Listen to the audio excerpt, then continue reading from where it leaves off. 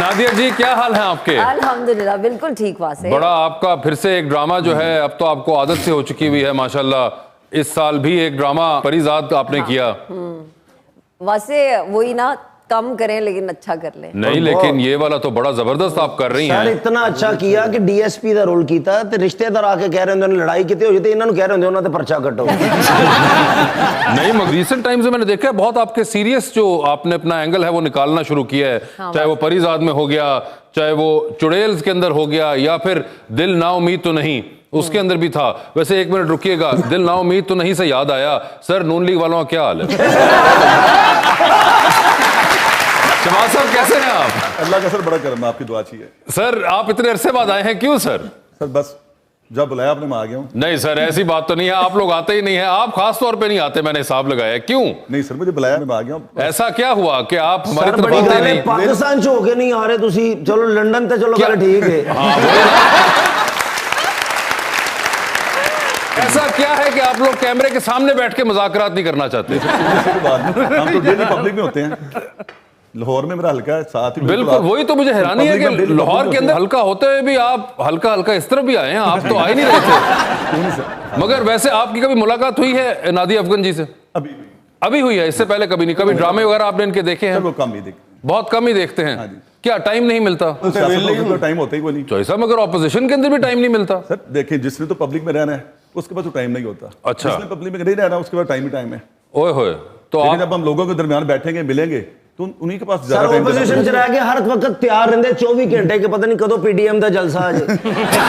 यार ऐसी निकलना बात चाहिए फौरन, बड़ा मसला होता है। नहीं, मगर एक चीज मैं देख रहा हूँ माशाल्लाह कलर कोऑर्डिनेशन आप दोनों की बड़ी जबरदस्त हुई हुई है। ब्लैक ये मैं तो इसलिए कि वहां से पतली लगूं। अच्छा सीधी सी बात है, काले कपड़े पहन ले, ऊपर कोई भी शॉल ले लें, वो तो एक अच्छा। और चोई साहब आप क्या इसलिए पहन कर आए हैं कि हालात पतले लगे?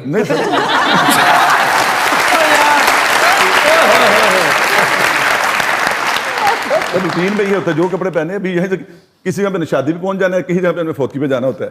लेकिन मगर वैसे शादी वाले ने फौतगी वाले आपका चोई साहब ने शो तो देखा हुआ है ना? देखा एक दो दफा देखा। कोई अंदाजा है आपको शो के बारे में? दो दिन दोस्तों ने बताया। दोस्तों ने बताया हुआ है ना आपके तो? फिर वो ਤੁਹਾਡੇ दोस्त नहीं, अरे उन्होंने सही नहीं दसिया सर। उनको पता भी था और उन्होंने फिर भी भेज दिया। पॉलिटिशियनों के लिए मैंने हिसाब लगाया, हमारा शो जो है वो बिल्कुल शादी की तरह हो चुका हुआ है। कि वो जिस तरह होता है ना जब शादी होने लगती है किसी दोस्त की और जो बाकी शादीशुदा दोस्त कहते हैं हाँ हाँ जरूर करना, मुज़ाकरात के लिए वो कहते हैं हाँ जरूर जाना, बताते नहीं है कि अंदर क्या है। मगर नहीं चले आपको आइडिया था और आपको दोस्तों ने बताया भी हुआ है।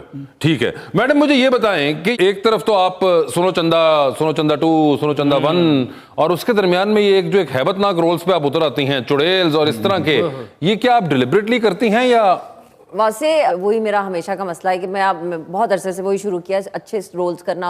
तो स्क्रिप्ट्स पढ़ती जाती हूँ, जो अच्छा लगता है फिर मैं कहती हूँ अच्छा ये कर लेती हूँ। लेकिन ये थोड़े से मुनफरिद थे, थोड़े से डिफरेंट थे। वाकई हम कहते रहते हैं डिफरेंट होता नहीं है, लेकिन ये थे। एंड मैंने बोला भी है अब सबको कि जो भी मुख्तलिफ होगा, जो रन ऑफ द मिल से हट कर होगा, मैं वो काम करूंगी। डर भी लगता है, बिल भी देने होते हैं, खर्चे भी करने होते हैं, लेकिन मैं कहती हूँ कोई बात नहीं, अल्लाह राज़िक है, हो जाएगा। तो जब मुझे ये आई ना कॉल इसकी कि बहुत अच्छा है, सबके 6 एपिसोड्स के रोल्स थे, तो आई सेड आई मीन ये तो मेरी जिंदगी की ख्वाहिश थी कि मैं कोई फौजी या कोई पुलिस वाला या आर्मी वाला प्ले करूँ।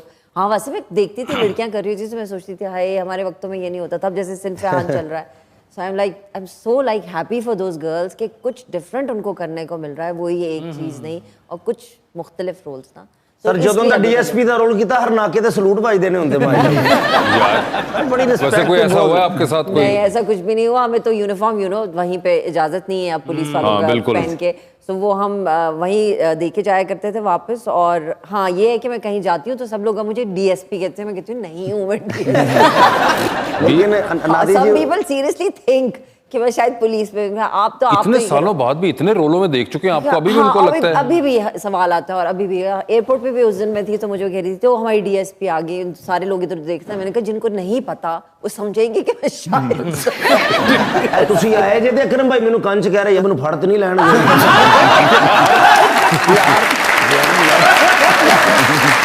तो शबाज साहब मुझे ये बताएं कि पॉलिटिक्स का शौक बचपन से ही था आपको क्या? मैं सर कॉलेज लाइफ से, वही कॉलेज लाइफ के अंदर ही आपने शुरू किया और ऐसी मोहब्बत हुई कि फिर छूटी नहीं इससे? बस सर अल्लाह का करम है, मेरा छठा इलेक्शन था। एग्जैक्टली आपका छठा इलेक्शन है, तीसरी बार आप एमपीए बन चुके हुए हैं माशाल्लाह। तो इलेक्शन लड़ना तो आपके फिंगर टिप्स पे है इस वक्त। देखिए सर, जब आप पब्लिक में होंगे, पब्लिक से आपका राब्ता होगा, तो मेरा इलेक्शन आपके लिए आसान होगा।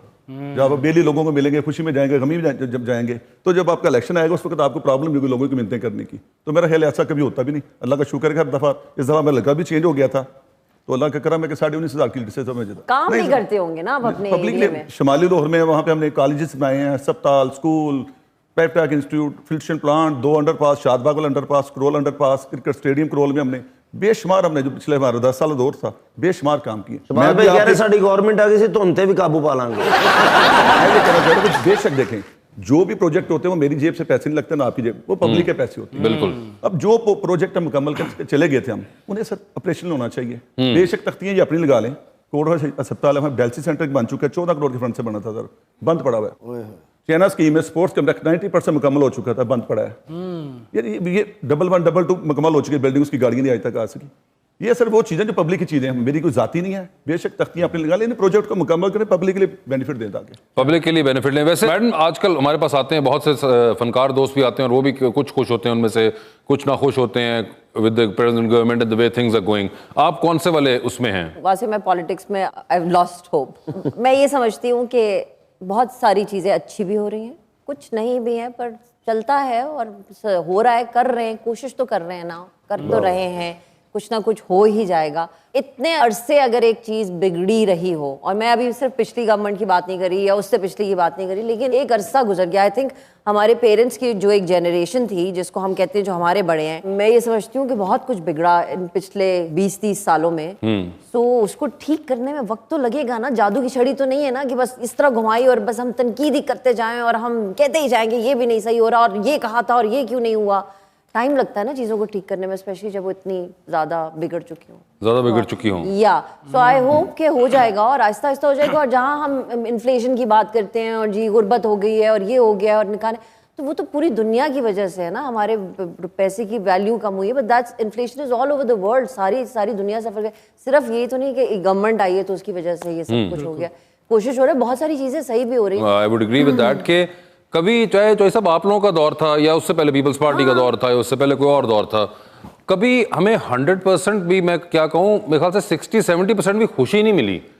नॉस्टैल्जिया में जाके, जिसे कहते हैं कि आप पुराने वक्तों की यादों में जाके ऑफ कोर्स को याद करते हैं कि फलां के दौर में आज से 15 साल पहले या 20 साल पहले बड़ी खुश थे हम। मगर अगर आप वैसे देखें तो हमें कोई आज तक भरपूर खुशी का वो दौर आया नहीं है। हर किसी के दौर में मसाइल रहे हैं, चाहे वो गुर्बत के थे, महंगाई के थे, वो रहे हैं। मगर वो ऑफ कोर्स एज ह्यूमंस हमारा ये एक रिएक्शन होता है कि जो प्रेजेंट टाइम होता है, हम अपने प्रेजेंट हालात पे सबसे ज़्यादा क्रिटिसिज्म कर रहे थे। मुझे याद है आज से 2013-14 के अंदर हम उस वक्त थे कि जी मियाँ साहब की गवर्नमेंट से नहीं कुछ हो पा रहा, ये महंगाई बढ़ी है, चाहे उस वक्त उसके बाद डॉलर नीचे है, मगर उस वक्त के हिसाब से वो डॉलर हमें महंगा लगता था। And the same thing happened 2009 के अंदर पीपल्स पार्टी के दौर में कि जी बिल्कुल ही हम वो उस वक्त कहते थे कि जी वो मुशर्रफ साहब का दौर गुजर के गया तो उसकी वजह से हम भुगत रहे हैं।